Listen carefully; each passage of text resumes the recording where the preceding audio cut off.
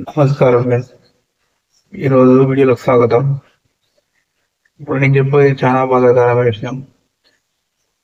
మన భారతదేశం అనేది ఇప్పుడున్న సమాజంలో వేరే భావన లేని మన పురాణాల ప్రకారమైన ఏ లా ఏ ప్రకారమైన మనం భారతీయ జాతి స్త్రీని గౌరవించే జాతి. కావాలనుకుంటే మీరు ఎక్కడ చరిత్రలో రాజులతో సమానంగా రాణులు యుద్ధాలు చేయడం, యుద్ధాలలో పాల్గొనడం.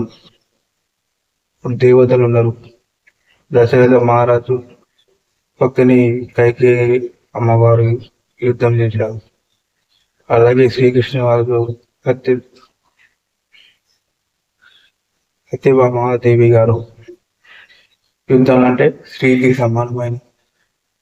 ప్రతిసారి మన ఎక్కడైనా మనకు ఈ భారత ఖండంలో స్త్రీకి మర్యాద ఇచ్చడం సమానంగా చూస్తుంది. ఇప్పుడున్న సమాజం ఎలా ఉందంటే మొన్న కలకత్తాలో జరిగిన సంగతి చాలా బాధాకరం అండి. ఆడ కూర్చుని ఎంత దారుణం అంటే అసలు మనిషి రాక్షస జాతి కూడా అలా చేయదండి.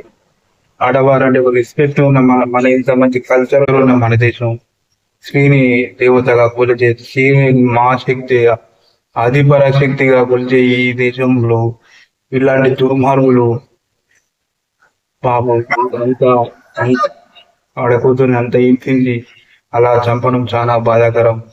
మనం ఈ మనం ఇలాంటి సంఘటనలు ప్రపంచానికి భారతదేశాన్ని ఇలా రిప్రజెంట్ చేస్తాడు.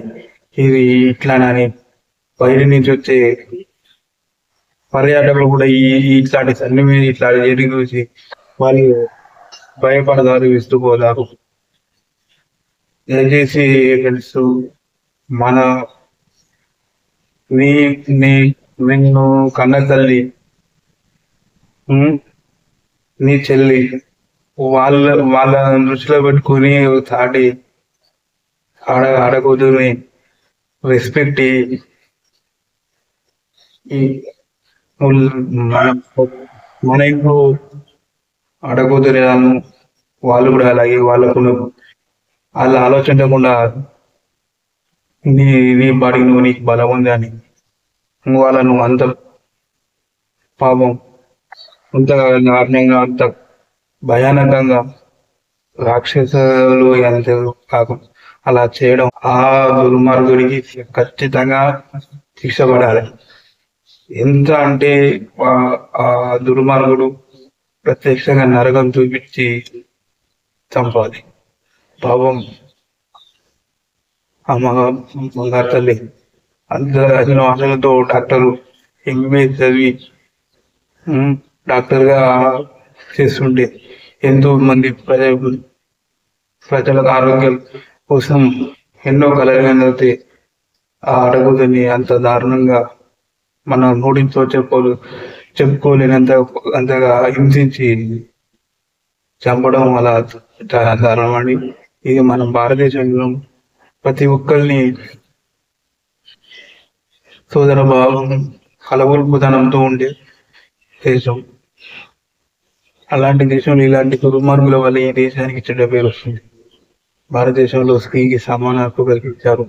పురాణాలు చూడండి, చూడండి. ఇప్పుడున్న